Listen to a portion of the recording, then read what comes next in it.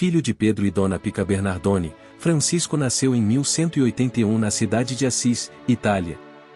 Seu pai era um rico e próspero comerciante. Foi batizado em Santa Maria Maior com o nome de Giovanni. Mas quando Pietro Bernardone voltou de uma viagem à França, mudou de ideia e resolveu trocar o nome do filho para Francisco, prestando uma homenagem àquela terra. Segundo a maioria dos biógrafos de São Francisco de Assis, o caráter e as qualidades melhores lhe vieram da mãe. Como todo jovem ambicioso de sua época, Francisco desejava conquistar, além da fortuna, também a fama e o título de nobreza. Para tal, fazia-se necessário tornar-se herói em uma dessas frequentes batalhas. No ano de 1201, incentivado por seu pai, ele partiu para uma guerra que os senhores feudais haviam declarado contra a Comuna de Assis. Entre 1202 e 1205, encontramos um Francisco inquieto. Não é apenas a consequência de uma doença longa e misteriosa. É a inquietude de quem está incerto quanto ao sentido de sua vida. Ele decide ser cavaleiro e vai em nome da honra defender a Igreja e seus interesses, convocados pelo Papa Inocêncio III. Na cidade de Spoleto, sintomas de febre fizeram com que Francisco não pudesse partir. Ali pensou ter ouvido a voz do Senhor, com quem dialogou: Francisco, o que é mais importante, servir ao Senhor ou servir ao servo? Servir ao Senhor, é claro. Respondeu o jovem. Então, por que te alistais nas fileiras do servo? Senhor, o que quereis que eu faça? Volta a Assis e ali te será dito, diz a voz. Em busca de respostas, decidiu viajar para Roma, isso no ano de 1205. Visitou a tumba do apóstolo São Pedro e exclamou: é uma vergonha que os homens sejam tão miseráveis com o príncipe dos apóstolos. E jogou um grande punhado de moedas de ouro, contrastando com as escassas esmolas de outros fiéis menos generosos.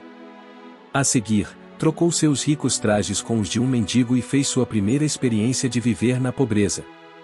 Voltou a Assis, a casa paterna, entregando-se ainda mais à oração e ao silêncio. Em 1206, passeando a cavalo pelas campinas de Assis, viu um leproso, repugnante à vista e ao olfato, lhe causando nojo. Mas, então, movido por Deus, colocou seu dinheiro naquelas mãos sangrentas e deu-lhe um beijo. Falando depois a respeito desse momento, ele diz: o que antes me era amargo, mudou-se então em doçura da alma e do corpo.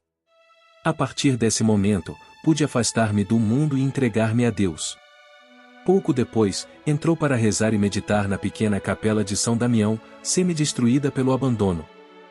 Estava ajoelhado em oração aos pés de um crucifixo quando uma voz, saída do crucifixo, lhe falou: Francisco, vai e reconstrói a minha igreja que está em ruínas.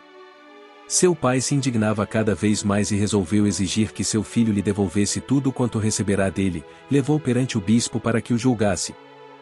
Francisco, ciente da sentença de Cristo: quem ama o seu pai ou a sua mãe mais que a mim, não é digno de mim. Ou Mateus 19, 29, sem vacilar um momento se despojou de tudo até ficar nu, jogou os trajes e o dinheiro aos pés de seu pai, e exclamou: até agora chamei de pai a Pedro Bernardone.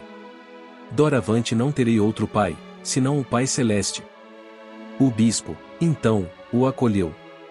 Daquele momento em diante, cantando Eu sou o arauto do grande rei, Jesus Cristo, afastou-se de sua família e de seus amigos e entregou-se ao serviço dos leprosos e à reconstrução das capelas da cidade. Quando estava quase encerrando a reconstrução da capelinha de Santa Maria dos Anjos, perguntava-se o que faria, o que Deus queria dele. Então, certo dia, Francisco escutou, durante a missa, a leitura do Evangelho: sem túnicas, sem bastão, sem sandálias, sem provisões, sem dinheiro no bolso. Lucas 9, 3. Tais palavras encontraram eco em seu coração e foram para ele como intensa luz. E exclamou, cheio de alegria: é isso precisamente o que eu quero. É isso que desejo de todo o coração. E sem demora, começou a viver, como faria em toda a sua vida, a pura letra do Evangelho. Repetia sempre para si e, mais tarde, também para seus companheiros: nossa regra de vida é viver o Evangelho de nosso Senhor Jesus Cristo. Não queria seguidores, somente viver sua vida austera e evangelizar. A partir de então, Francisco saiu a pregar percorrendo as vizinhanças e levando o Evangelho. Não tinha intenção nenhuma de adquirir seguidores, somente viver sua vida austera e evangelizar. Porém, logo Bernardo de Quintaval se juntou a ele pelo caminho, juntou-se aos dois Pedro de Catânia. Por 3 vezes abriram o livro do Evangelho, e as 3 respostas que encontraram foram as seguintes: e se queres ser perfeito, vende o que tens e dá-o aos pobres. Depois vem e segue-me. Mateus 19, 21. Não leveis nada pelo caminho, nem bastão, nem alforge, nem uma segunda túnica. Lucas 9, 3. Se alguém quer vir após mim, negue-se a si mesmo, tome a sua cruz cada dia e siga-me. Mateus 16, 24. Isto é o que devemos fazer, e é o que farão todos quantos quiserem vir conosco, exclamou Francisco, que subitamente viu brilhar uma luz sobre o caminho que ele e seus companheiros deveriam seguir. Finalmente, encontrou o que por tanto tempo havia procurado. Isto aconteceu a 24 de fevereiro de 1208, dando início à fundação da Fraternidade dos Irmãos Menores.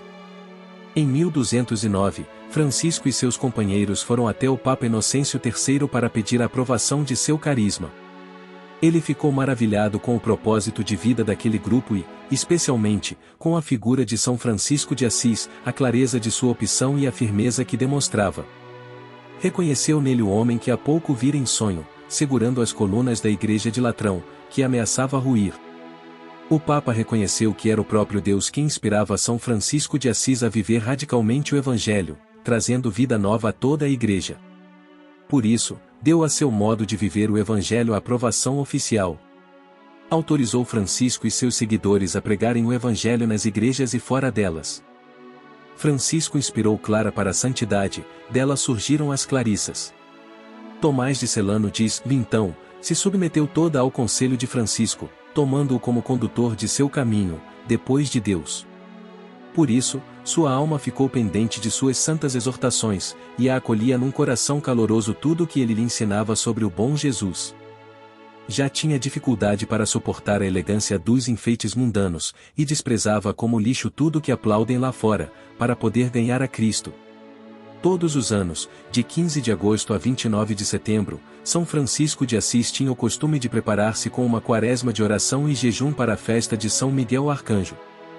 No ano de 1224, ele teve a visão do serafim alado e recebe os estigmas. Seu estado de saúde piora muito a partir daí. Era final de agosto, em 1226, pede para ser levado a Porciúncula. No dia 3 de outubro, à tarde, São Francisco de Assis morreu cantando O Mortem Suscepit.